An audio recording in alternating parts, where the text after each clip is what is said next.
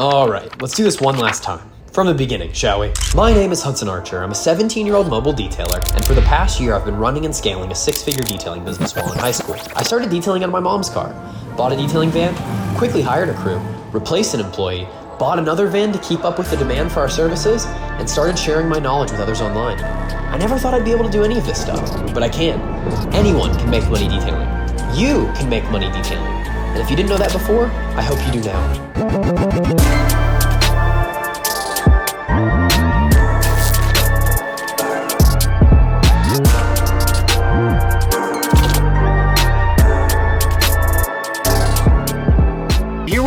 Back hustling and grinding out of a brand new van by myself. This time, no employees. We got to the point where we were booking out so far in advance that customers would call and we'd have to turn them away because they wanted services done right now. A lot of detailers in this situation would be proud and would start to brag about the fact that they're booked out for a week, 2 weeks at a time. But customers want things done quickly. We live in an age where speed matters to customers. So, bought a new van, it was a no-brainer, and now, instead of doing $800 a day, we're doing anywhere from $1,500 to $2,000 a day. See, I used to have this same attitude. I would get upset with customers for calling me and wanting same day or next day service. But the sooner you can realize that this is an untapped market and that these people are going to get someone to clean their car, the sooner you can actually fulfill those needs. It's a gap in the market, and the increase in money that I'm making every single day from being able to service this type of clientele is living proof that it works.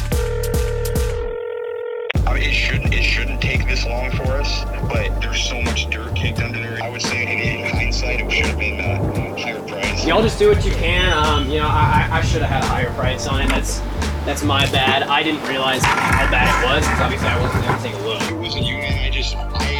I'm still trying to get down how fast we can do it, and I didn't know how long for sure it was gonna take. So right. It's just I'll keep you updated. I'll call you here in a bit. Okay, awesome. Okay. Thank you. All right, bye-bye. So just got off the phone with Avery, my lead guy. They're working on a very, very dirty truck. The guy came back from the ranch and had mud everywhere, and this is a customer that we've seen multiple times before, never had any issues with, but apparently he was being a little demanding and a little extra nitpicky on the vehicle with the mud, and trying to push us down for price. So we caved a little bit, charged him significantly under, in my opinion, what should have been charged on that because of how long it took, but that's just the name of the game. The guys are keeping me updated throughout the day. Not only am I having to work, but I'm also having to manage what's going on over here and work on getting more and more customers for the next week.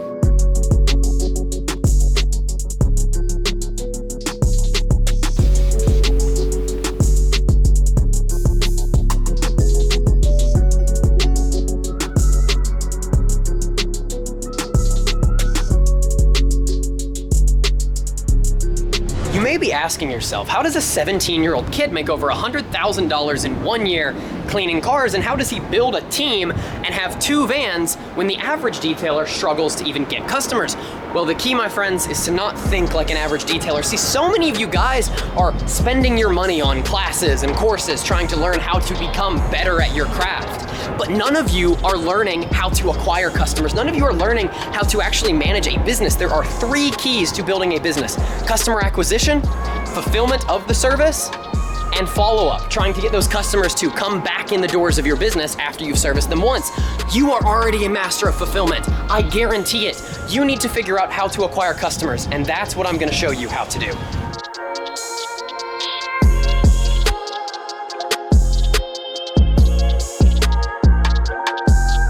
Acquisition is usually the hardest part for most people in their business. And to me, it's never really made sense because there is always a surplus of people that need a detailing service, and being mobile means that you offer convenience that detailing shops don't offer. So step 1 for really scaling a business is going to be positioning yourself in such a way where people that already want your service can find you organically. This is done in the form of social media, Google SEO, really anything that positions yourself in the flow of the market. You need to understand every single step of the customer's interaction with your business. Step 1, what's their first impression? Because first impressions matter. On my website, we have 130 some 5-star reviews. We have competitive pricing. Booking with our company is super easy as well. We offer online booking. You can get a quote without ever speaking to me on the phone. And when you do speak to me on the phone, I'm not giving you a silver, a gold, a bronze package. I prescribe to the customer what I believe they need, just as a doctor listens to what their patient needs and says, here's what I'm going to give you. This is the best fit. That is the best way to sell a customer on your service and make it as least complicated as possible, because if you put a bunch of barriers to booking and barriers to them giving you money, they're more likely to go with someone that makes the process simpler. So the new van just got completely wrapped, so I'm heading over to go pick it up. But I had a thought. There's a lot of guys that are reaching out to me trying to get advice on how to start their detailing businesses, and I genuinely believe that this is a business model that can create life-changing wealth for young people, and it's not just a side hustle. So I'm going to be offering coaching. There's only 25 slots available. They are only $1 a piece. So because of this, it's invite only. I want to make sure that everyone that is taking an hour of my time actually receives value and can implement it. So if you're interested, click the link in the description. There's instructions there. Please tell me what's to them boys. I know they ain't talking about me. All up in the DMs for the feature. I know So the Uber just dropped us off by the new van, and they said the keys are in the gas cap. If they're not, we're about an hour from my house. Boom, there they are. Number 2, baby. Cash flow. I bet on my soul we feast. Bet you don't go, I bet you don't know these freaks. Got it hitting that note on key. Put it on baby, on mammy, on God, on me. You not no G. I be in the spot low key. I've been at the crib, probably wonder how I got your key. All right, so we just picked up the new van, and we're heading back to beautiful downtown Austin, Texas, to the Domain to meet with one of my clients for dinner. And this client is actually working on a fairly big tech startup at the moment, so we're gonna learn from him, get a little interview, and overall do some networking, because your network is your net worth. So to think about positioning in practical terms, I want you to consider something. Consider that your website and your social media presence and your business is your storefront. What do I mean by this? Step 1, you need to have eyes on your storefront. You need people to be finding you on the internet, and I did this by hiring someone to optimize my Google website. That way, when people search on Google for detailing services, I come up. Now, step 2 of the storefront is to build it in such a way where it garners attention. Take a look at designer brands such as Gucci, such as Louis Vuitton. They catch attention. There are people that cannot afford these brands, but they still catch attention. Even at nighttime, their businesses are lit up. They are designed in a different way than a Walmart, than a Target.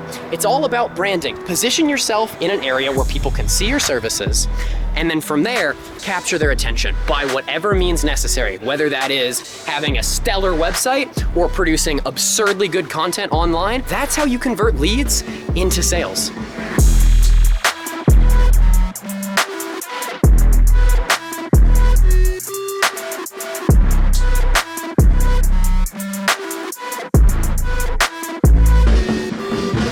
What is failure? Failure is just a feeling. If it's actually not affecting your physical reality, right? Which it doesn't, right? What's the worst can happen? Then all it is just a feeling.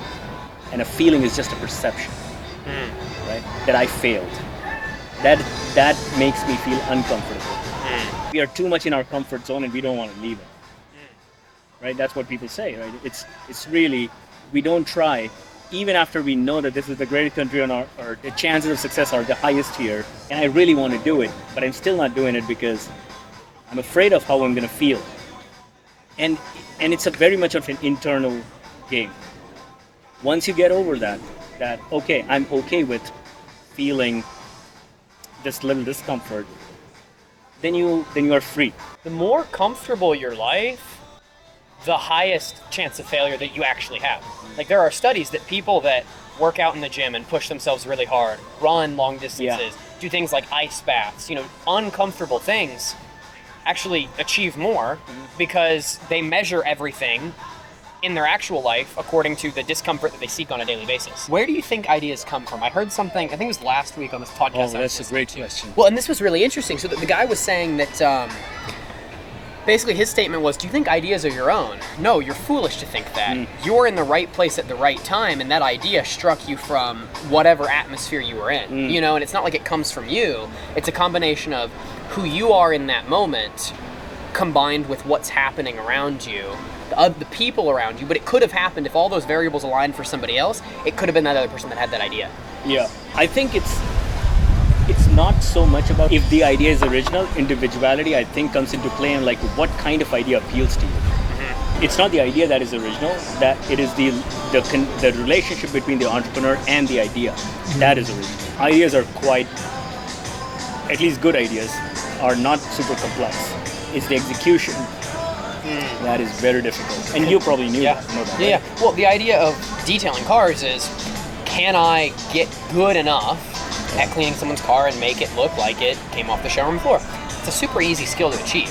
The difficult part is, how do I get enough customers and scale it to the point where it's actually making me a considerable amount of money? Yeah. But what I realized is that consistency compounds. I was not super passionate about this idea of cleaning cars, but I got consistent and good at it.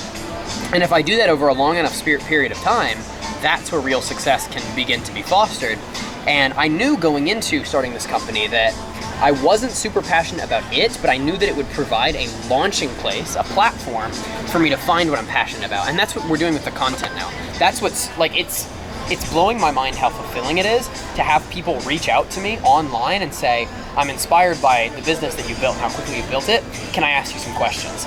That's what I'm passionate about. It doesn't have anything to do with washing the cars. I mean, we're good at it, right? It doesn't matter, yeah. Yeah, what I'm passionate about is helping others transform their business from just washing cars to actually creating a life-changing amount of money for themselves and their families.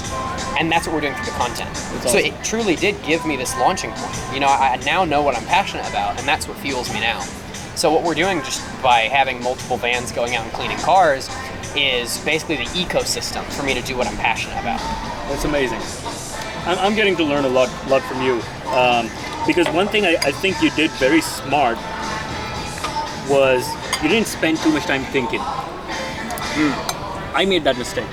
Okay. And I think a lot of people may continue to make that mistake. Looking for that perfection, the perfect timing or the perfect idea. There is no perfect or timing. something like that. And it's really just an excuse. I spent a lot of time just trying to think of, oh, I want an original idea. I want a new idea. I don't want to do what everybody else is doing. And that was a mistake on my part. And I did that for so long, but that became my default way of thinking about business.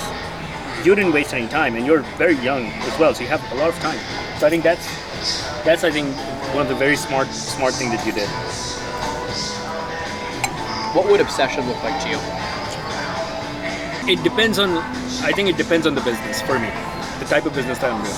I mean, my current business, I'm very, very obsessed about saving people money. So for me, it's like figure out what the customer wants, and then just do not lose focus on it, and be really relentless.